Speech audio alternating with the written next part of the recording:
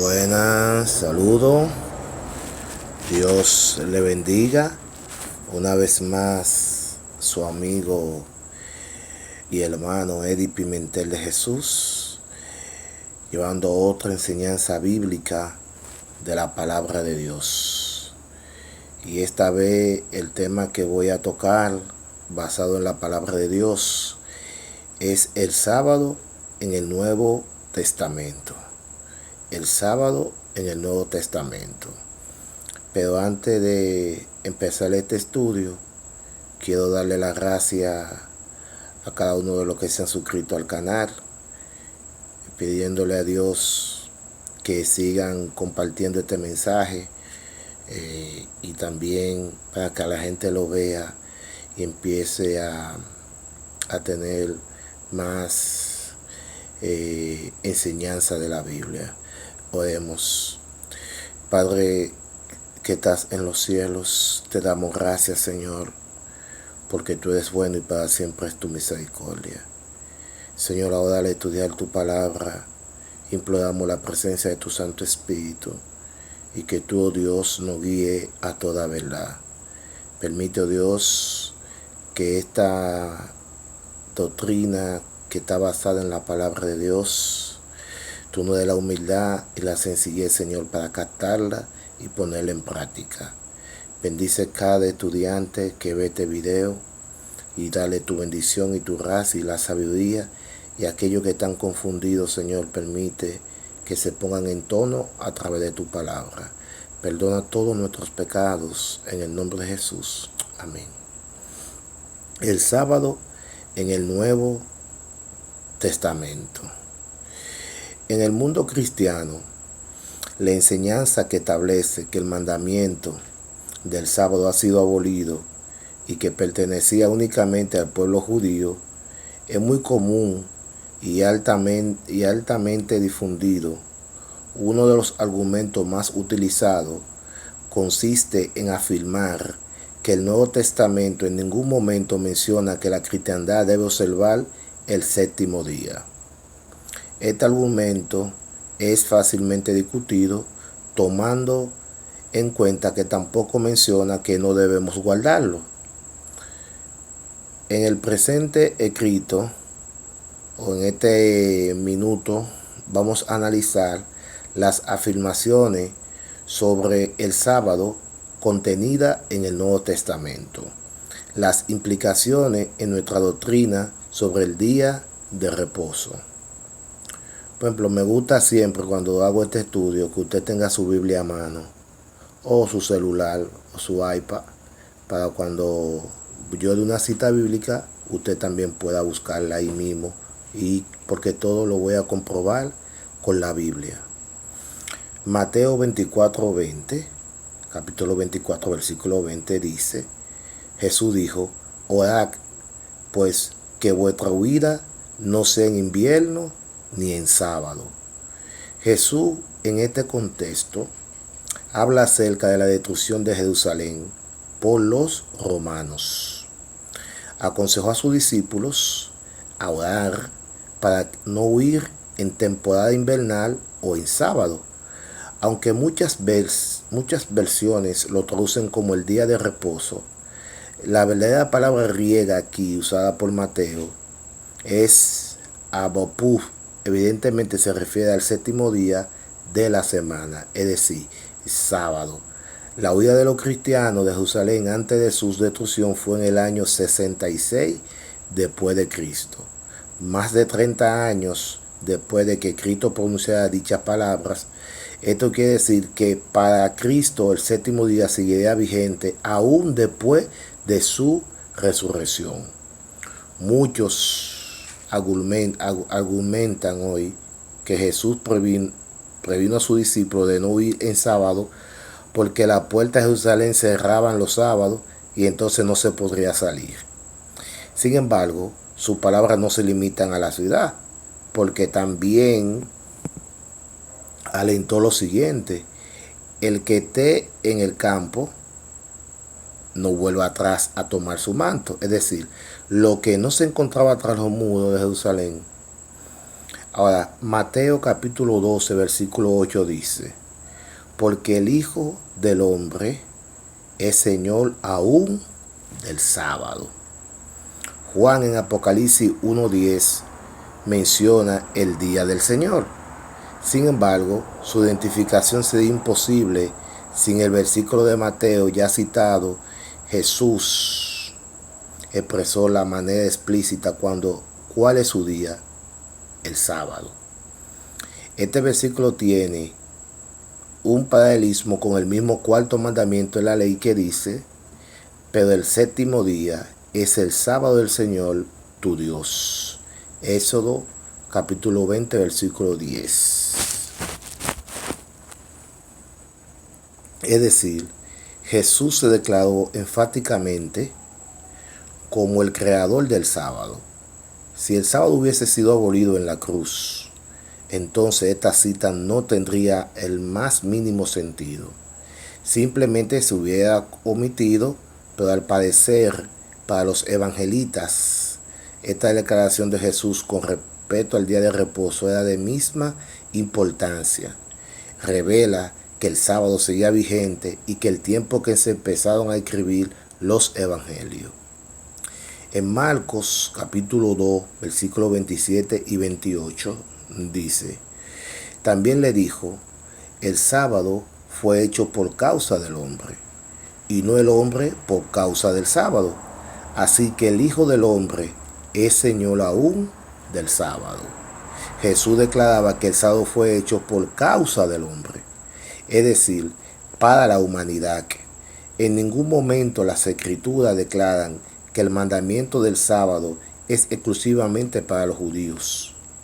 Jesús aquí desecha por completo esta teoría.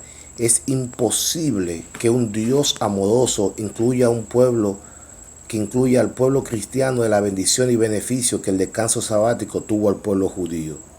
Jesús concluye de la misma manera que el versículo anteriormente citado, declarando solemnemente el sábado como su día.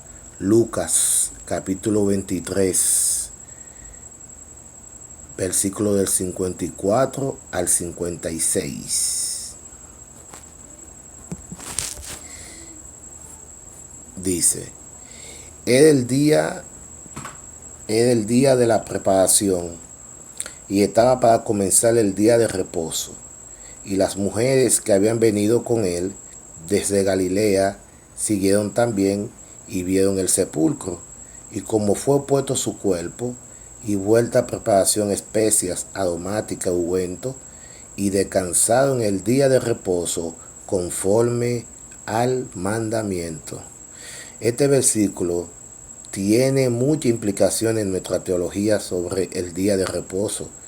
Las mujeres, después de poner a Jesús en un sepulcro, descansaron el sábado, conforme al mandamiento. Es evidente que el mandamiento al que se refería es el que se encuentra en los 10 mandamientos de la ley de Dios.